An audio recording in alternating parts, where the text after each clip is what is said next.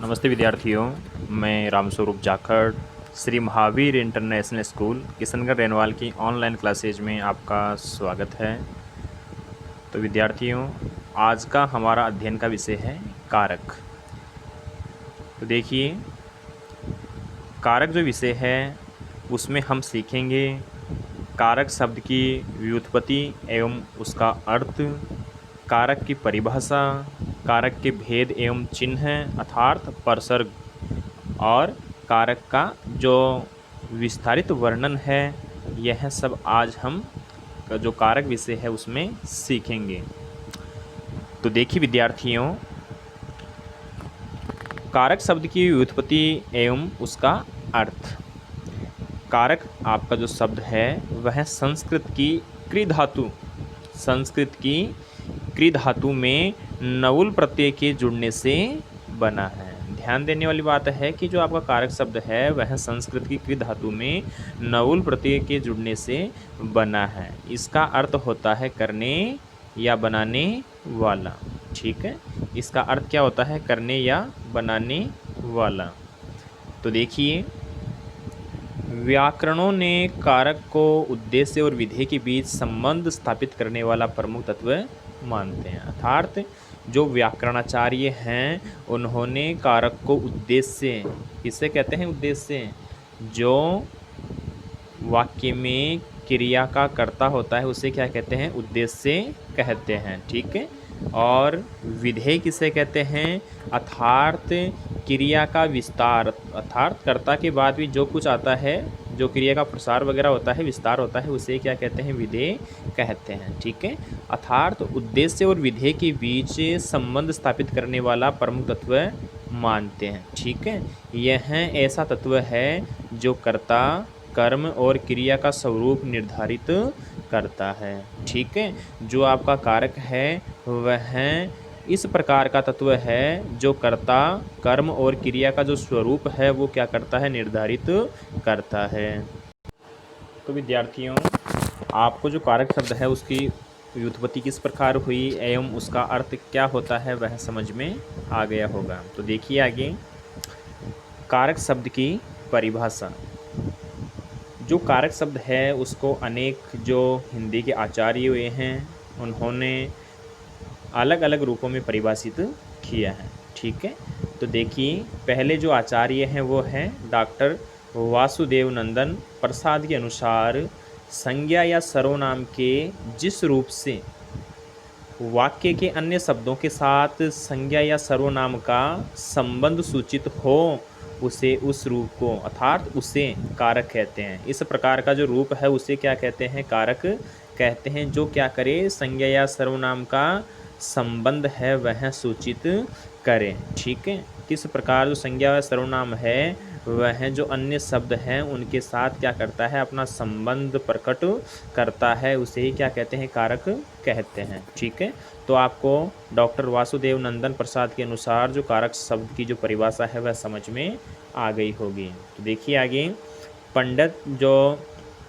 पंडित किशोरीदास के अनुसार, जो पंडित किशोरीदास हैं उन्होंने जो कारक शब्द है उसकी क्या परिभाषा दी है। ठीक है, तो देखिए, क्रिया के साथ जिसका संबंध हो उसे कारक कहते हैं। क्रिया के साथ जिसका संबंध हो उसे क्या कहते हैं? कारक कहते हैं। किसके अनुसार है बेटा ये परिभाषा? यह है आपके पंडित किशोरीदास के अनुसार। ठीक है, अतः यह कहा जा सकता है कि संज्ञा या सर्वनाम का वाक्य के अन्य पदों से जो संबंध होता है उसे कारक कहा जाता है। ठीक है, कारक को परसर्ग भी कहते हैं। विशेष बात बेटा ध्यान रखने वाली है, कारक है उसको क्या कहते हैं? परसर्ग भी कहते हैं। ठीक है, तो देखिए, जो कारक है वो क्या करता है? संज्ञा या सर्वनाम का वाक्य के अन्य पदों से संबंध बताता है। जो वाक्य में अन्य पद होते हैं, वाक्य में उद्देश्य के बाद में जो विधेय है उसका विस्तार होता है, क्रिया वगैरह होती है आपकी, तो किस प्रकार कर्ता का क्रिया से या जो अन्य उस पद हैं, ठीक है, उन सब के साथ क्या करता है? संबंध बताने का जो कार्य है वो करता है। कौन करता है? आपका कारक करता है। ठीक है, तो कारक की जो परिभाषा है वो दोनों जो आचार्य हैं उनके अनुसार ये थी। ठीक है, आगे देखते हैं हम परसर्ग, क्योंकि अभी आया था कारक का दूसरा नाम परसर्ग, ठीक है। तो इसके अनुसार देखिए परसर्ग दो शब्दों के मेल से बना है, पर और सर्ग, ठीक है। जो परसर्ग आपका शब्द है वो तो शब्दों के योग से मिलकर बना है। वो दो शब्द कौन से हैं आपके, पर और सर्ग, ठीक है। दोनों का जो अर्थ है वो हम जानेंगे।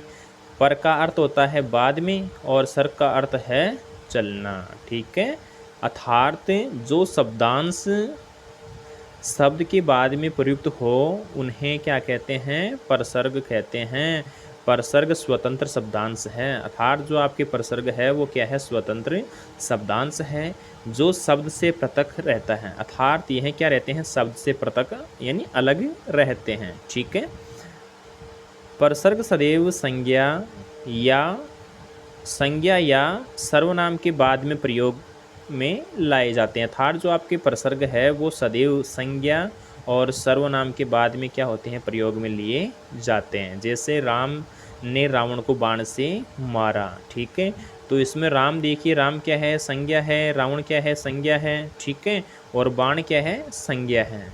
तो यह जो परसर्ग है अर्थात कारक चिन्ह है वह सदैव संज्ञा के बाद में प्रयोग में लिया जाता है। यह बहुत विशेष बात है, इसका आपको क्या रखना है, ध्यान रखना है कि जो परसर्ग है वो सदैव संज्ञा और जो सर्वनाम है आपके उनके बाद में प्रयोग में लाया जाता है, ठीक है।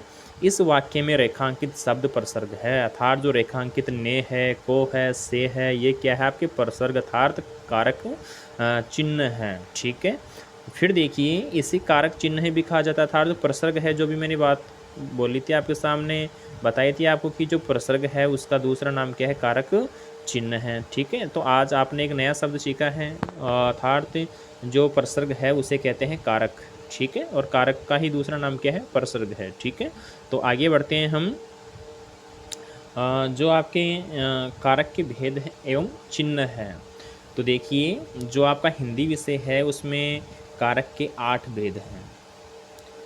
आपने पहले भी अध्ययन किया है, आज आपको बहुत और अच्छी तरह से अध्ययन करना है। तो देखिए कारक जो विषय है उसमें जो कारक है वो कितने हैं, 8 हैं।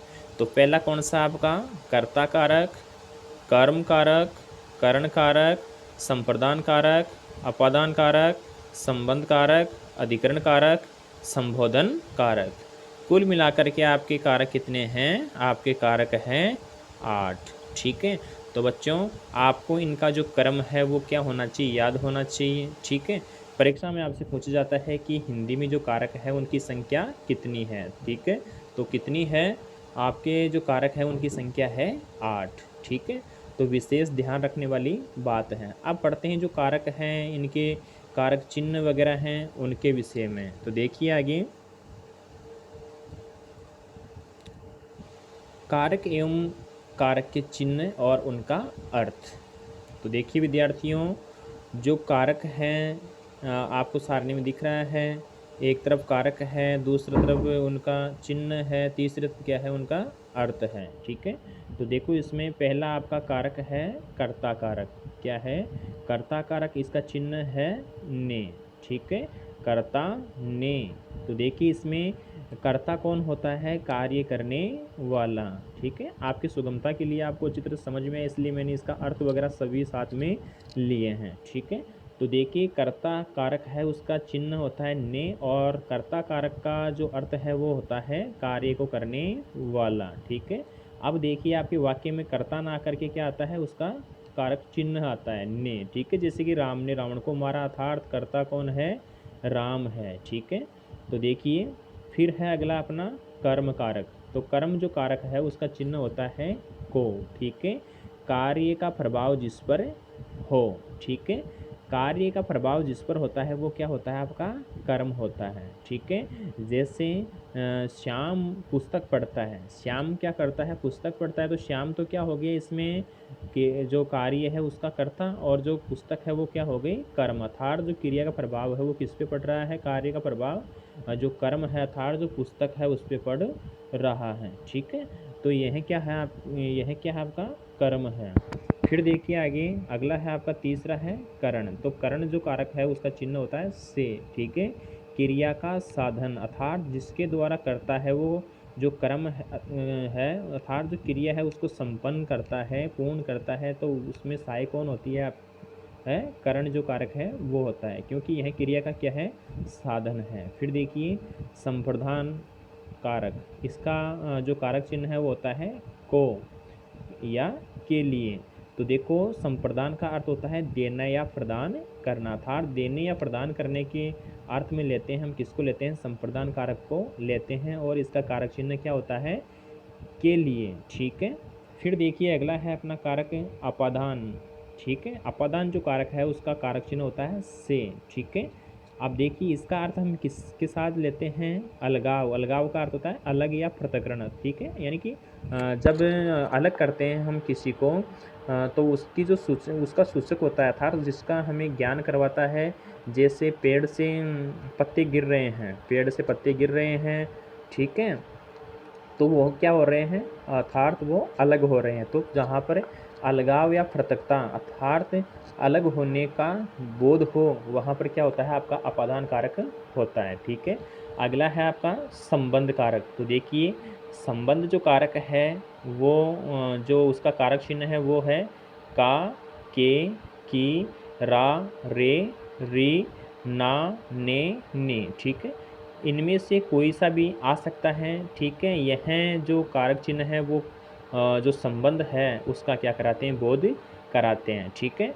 अब देखिए इसका अर्थ संबंध या जो संयोजन का भाव है, इसमें संयोजन का अर्थ होता है जोड़ने वाला। किस प्रकार यह क्या करते हैं, संज्ञा या सर्वनाम को जो आपके क्रियापद है उसके साथ जोड़ने का कार्य करते हैं। ठीक है। फिर है अगला अपना अधिकरण कारक। ठीक है, तो इसका कारक चिन्ह देखिए में, पे, पर। देखो इसमें इसका जो अधिकरण कारक है उसका अर्थ क्रिया का आधार सूचक। जो अधिकरण कारक है वो क्या है, क्रिया का आधार सूचक है कि जो क्रिया है वो कहाँ पर घटित हो रही है। ठीक है, क्रिया है वो कहाँ पर घटित हो रही है। ठीक है, इसका जो आधार है वो हमें प्राप्त होता है किससे होता है, अधिकरण कारक से होता है। ठीक है। तो अगला है आपका संबोधन कारक। तो देखिए संबोधन जो कारक है उसके कारक चिन्ह है हे, हो, अरे, अहो। ठीक है, तो इसमें देखिए किस प्रकार जो संबोधन कारक हैं उनके कारक चिन्ह आए। तो देखो जो संबोधन कारक है उसका हम प्रयोग करते हैं किसके साथ करते हैं, पुकारना या बुलाने के अर्थ में। जब हम किसी दूर स्थित व्यक्ति विशेष को बुलाते हैं या उसको कुछ कहते हैं तो इन जो कारक चिन्ह हैं उनका क्या करते हैं, प्रयोग करते हैं। ठीक है, तो इस प्रकार आपके सामने जो स्लाइड है उसमें आपको दिख रहा है कि किस प्रकार से कारक हैं, उनके कारक चिन्ह हैं और जो अर्थ हैं। ठीक है, तो देखिए यह जो सारणी है वो आपको क्या होनी चाहिए, अच्छी तरह से याद होनी चाहिए, क्योंकि यह सारणी आपको जब तक याद नहीं होगी तब तक आगे अर्थात अगर आपको पता ही नहीं होगा कारक का क्रम क्या है, कारक के जो भी कारक हैं उनका कारक चिन्ह क्या है और जो कारक हैं उनका अर्थ हम किसके साथ में लेते हैं, जो कारक चिन्ह है उसको हम किसके साथ में जोड़ते हैं, तो आपको समझ में नहीं आएगा। ठीक है, तो अच्छी तरह से आपको अध्ययन करना है, कारक का अर्थ आपको आना चाहिए, कारक की परिभाषा आपको आनी चाहिए, और जो कारक है उसका हमने अभी दूसरा जो नाम है वो जाना, प्रसर्ग है, कारक है वो किसके साथ जुड़ता है। ठीक है, वह सब आपको आना चाहिए। ठीक है, तब ही आप क्या कर सकते हो, कारक को अच्छी तरह से समझ सकते हो। ठीक है, तो आज के लिए जो आपकी कक्षा है उसमें आपका जो अध्ययन का जो क्रम है वो इतना ही रहेगा। आगे जो आपके कर्ता है, कर्म है, करण है, संपादान है, अपादान है, संबंध है, अधिकरण है और संबोधन जो कारक हैं उनका हम विस्तार से क्या करेंगे, अध्ययन करेंगे। ठीक है, जो भी आपको आज जो अध्ययन सामग्री आपको बताई गई है वो आपको अपनी नोटबुक में उसको लिखना है और इसका बार बार क्या करना है, दोहरान करना है। ठीक है, तो आज के लिए बस इतना ही, धन्यवाद।